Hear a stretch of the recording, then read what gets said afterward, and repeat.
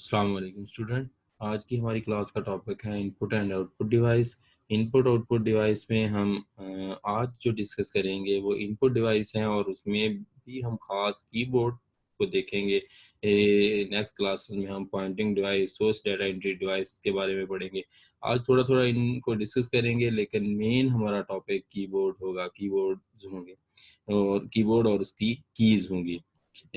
आज से पहले जो हम प्रीवियस क्लास है उसके टॉपिक्स को थोड़ा देख लेंगे। पिछली क्लास में हमने कौन कौन से टॉपिक पढ़े थे, उसमें हार्डवेयर डिवाइस पढ़ी थी, इनपुट डिवाइस, आउटपुट डिवाइस कौन कौन सी होती हैं। इनपुट कीबोर्ड, माउस वगैरह है, आउटपुट प्रिंटर्स और मॉनिटर वगैरह है, मेन मेमोरी, रैम रोम के बारे में डिस्कस किया।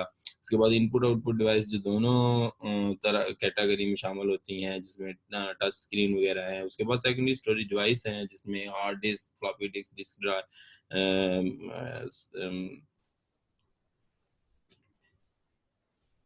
फ्लॉपी डिस्क, हार्ड डिस्क और कंपैक्ट डिस्क वगैरह है। इंटरकनेक्शन है जिसको हमने डिस्कस किया।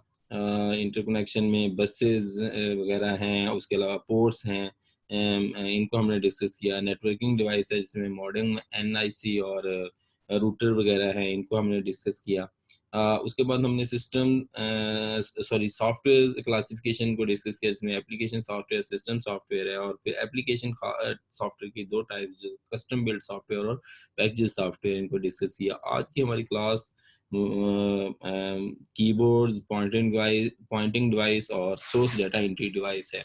कीबोर्ड ऐसी डिवाइस है जो टेक्सचुअल डाटा इंटर करने के लिए, टेक्सचुअल डाटा देने के लिए कंप्यूटर को हम इस्तेमाल करते हैं।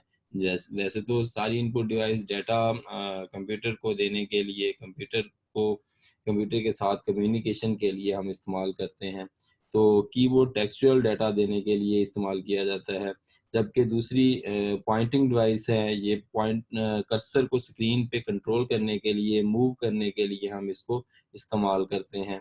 और तीसरी है सोर्स डाटा एंट्री डिवाइस। कुछ डिवाइस ऐसी होती हैं जो डायरेक्टली डाटा को कंप्यूटर में फीड करने के लिए इस्तेमाल करते हैं। जो पहले से मौजूद डाटा इन डिवाइस के अंदर होता है वो कंप्यूटर के अंदर फीड कर दिया जाता है, जैसे स्कैनर है, कैमरा है। उसके अलावा दूसरी इनपुट डिवाइस है, जैसे कि बारकोड रीडर वगैरह है।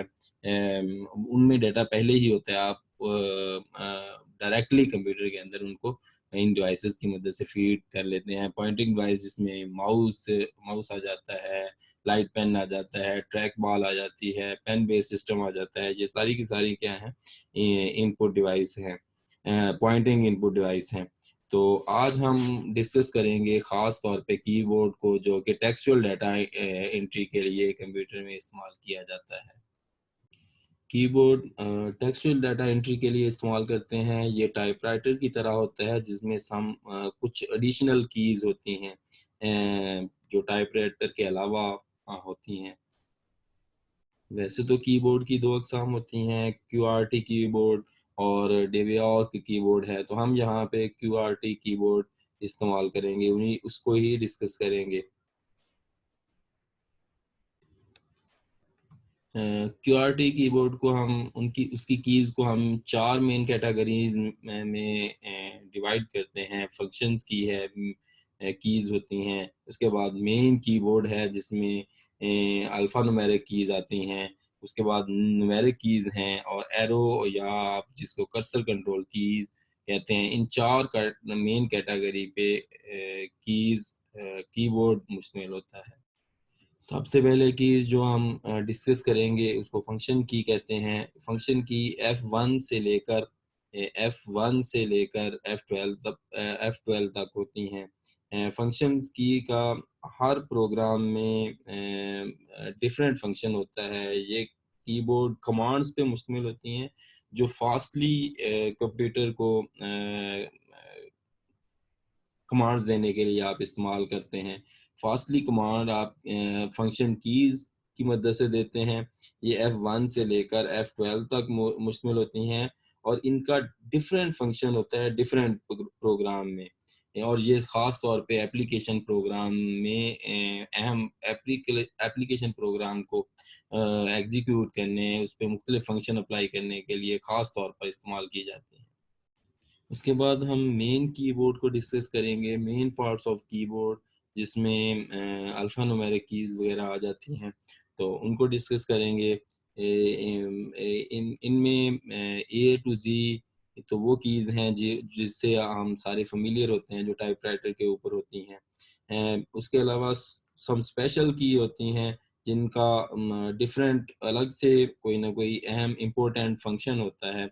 उनमें हम सबसे पहले एस्केप की को डिस्कस करेंगे। इसका वैसे तो इसका भी प्रोग्राम मुख्तलिफ एप्लीकेशन प्रोग्राम में डिफरेंट फंक्शन होता है, लेकिन एक मेन फंक्शन होता है कि ये प्रीवियस स्क्रीन को वापस लाने के लिए हम इस्तेमाल करते हैं। एस्केप सीक्वेंस की ये वाली की इसको जो राइट लेफ्ट टॉप कॉर्नर पे होती है, कीबोर्ड के लेफ्ट टॉप कॉर्नर पे होती है, और इसका फंक्शन ये होता है कि ये प्रीवियस स्क्रीन को वापस लाने के लिए हम इस्तेमाल करते हैं। नेक्स्ट की जो हम डिस्कस करेंगे उसको टैब की कहा जाता है। टैब की स्पेशल की होती है जो टैब नेक्स्ट टैब एक्सेस करने के लिए स्क्रीन पे इस्तेमाल करते हैं, या टैब स्टेप इस्तेमाल करते हैं टाइपराइटर पे। या अगर आप माइक्रोसॉफ्ट ऑफिस की कीज़ में ऑफिस में इस कीज़ को इस्तेमाल करते हैं, तो आप टैब स्पेस के लिए इसको इस्तेमाल करते हैं। टैब स्पेस के लिए या नेक्स्ट टैब पे जाने के लिए हम टैब की को इस्तेमाल। नेक्स्ट की है कैप्स की या कैप्स लॉक कीज़ भी लिखा होता है इसको। ये अपर केस लेटर प्रोड्यूस करने के लिए इसको इस्तेमाल करते हैं, कैप्स लॉक की। कैप्स लॉक की को अपर केस लेटर प्रोड्यूस करने के लिए इस्तेमाल करते हैं, या इसको अगर ऑन कर दिया जाए तो स्पेशल जो कीबोर्ड के की असल कीज़ के नीचे लिखी होती हैं वो फंक्शन अप्लाई करने के लिए हम इसको इस्तेमाल करते हैं, कैप्स लॉक। जब आप इसको प्रेस कर देते हैं तो अपर केस लेटर प्रोड्यूस होना शुरू हो जाते हैं। जब आप दूसरे कीज़ को दबाएंगे और इसके साथ एक लाइट होगी जो कैप्स लॉक ऑन करने पे वो भी ऑन हो जाएगी। नेक्स्ट है शिफ्ट की। शिफ्ट की कॉम्बिनेशन की है। ये दूसरी कीज़ के साथ इस्तेमाल होती हैं। इसके भी डिफरेंट फंक्शंस होते हैं डिफरेंट एप्लीकेशन प्रोग्राम में। उसके बाद कंट्रोल की है। कंट्रोल की बी कॉम्बिनेशन की है, और ये भी दूसरी कीज़ के साथ इस्तेमाल करते हुए आप कमांड्स देने के लिए कंप्यूटर को प्रोग्राम को आप देने के लिए इसको इस्तेमाल करते हैं। ऐसे आल्ट की है। आल्ट की भी एक कॉम्बिनेशन की है, ये भी दूसरी कीज़ के साथ इस्तेमाल होती है। इसका भी डिफरेंट फंक्शंस होते हैं डिफरेंट प्रोग्राम में। उसके बाद बैक स्पेस की है। बैक स्पेस की इस्तेमाल करते हैं। इसके आमतौर पे बैक स्पेस लिखा होता है या बीएस लिखा होता है। ये लेफ्ट साइड पे जो कैरेक्टर्स हैं इनको मूव करने या रिमूव करने के लिए इस्तेमाल करते हैं, या कर्सर को लेफ्ट साइड पे मूव करने के लिए इस्तेमाल करते हैं। ये लेफ्ट साइड पे अगर कैरेक्टर लिखे हुए हैं तो लेफ्ट साइड पे कैरेक्टर को डिलीट करती है और साथ साथ कर्सर को भी मूव करती रहती है। उसके बाद इंटर की है। इंटर की बिगिनिंग ऑफ नेक्स्ट लाइन पे मूव करने के लिए आप इस्तेमाल करते हैं। कर्सर को नेक्स्ट लाइन पे मूव कर देती है, या फिर अगर आपने कोई चीज़ सेलेक्ट की हुई है, कोई प्रोग्राम सेलेक्ट किया है, तो इसको एग्जीक्यूट करने के लिए भी इंटर की इस्तेमाल करते हैं।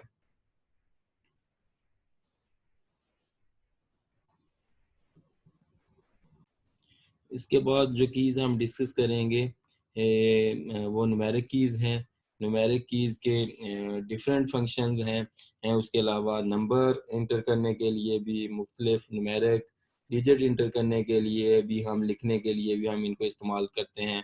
उसके अलावा स्पेशल सिंबल हैं जिनमें प्लस माइनस मल्टीप्लाई डिवीज़न है, वो भी इंटर करने के लिए हम इसको इस्तेमाल करते हैं, इन कीज़ को इस्तेमाल करते हैं। ठीक है। और इनके डिफरेंट फंक्शंस भी हैं। नॉमलॉग्स फंक्शंस भी हैं इनमें, plus minus, subtraction, addition, multiplication के लिए भी इसका इस्तेमाल करते हैं। नॉमलॉग की को आप इस्तेमाल करते हैं तो नंबर लॉक हो जाते हैं और फिर आप इनको एंटर नहीं कर सकते। अगर आपने दूसरा कीबोर्ड इस्तेमाल करना हो तो इसको आप लॉक कर देते हैं।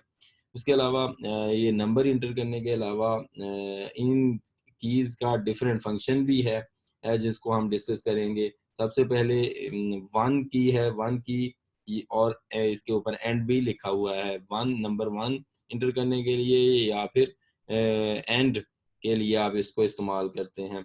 तो end key move the cursor to the bottom of right corner of the screen क्या है?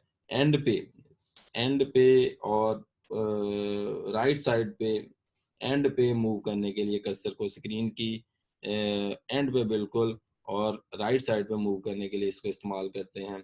उसके बाद 2 है, ये कि वन लाइन कर्सर को मूव करने के लिए वन लाइन डाउन मूव करने के लिए इसको इस्तेमाल करते हैं। फिर 3 की है, पेज डाउन, जैसे कि नाम से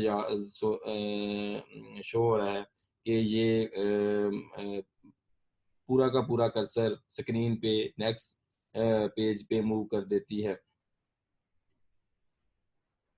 उसके बाद है 4 नंबर की। 4 नंबर की जिसकी move the cursor to the one character right, एक कैरेक्टर राइट पे मूव करने के लिए इस्तेमाल करते हैं। उसके बाद 6 नंबर की है, ये क्या करती है, वन कैरेक्टर राइट को मूव कर देती है। 4 नंबर की वन कैरेक्टर लेफ्ट पे मूव करती है और 6 नंबर की वन कैरेक्टर राइट पे मूव करती है। 7 नंबर की वही काम करती है जो होम की इस्तेमाल करती है, top of the left corner of the screen, screen के शुरू में और लाइन के लेफ्ट पे इस कर्सर को मूव करने के लिए आप इस्तेमाल करते हैं। जो नंबर 8 की है, ये वन लाइन अप, एक लाइन ऊपर मूव करने के लिए कर्सर को इस्तेमाल करते हैं।